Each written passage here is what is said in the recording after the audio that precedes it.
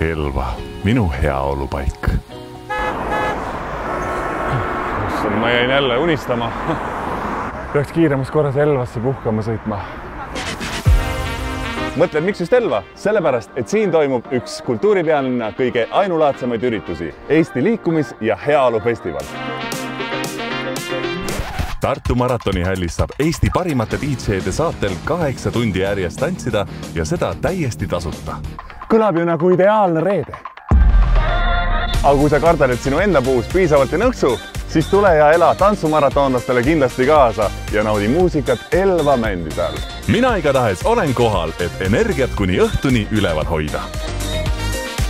Festivali teisel päeval saab Elva keskväljakul ja Arbijärve ündruses terve päeva uudistada ja osaleda erinevates tasuta tegevustes. Ehk leiad siit endale mõne uue heaolunipi. Aga kui uute asjade katsetamine ei ole sinu jaoks, siis tule ja kuula põnevaid Tartu Maailmaülikooli vabaõhuloenguid, kuidas kvaliteetselt elada nii une, töö kui ka digiturvalisuse teemadel.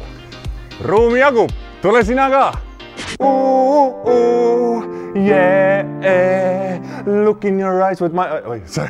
Ma ei ole ise suurem laulumees, aga tule, kuula ja vaata, kuidas Daniel Levi ja Pärnu linnaorkester panevad nii enda kui ka teiste südamed põksuma.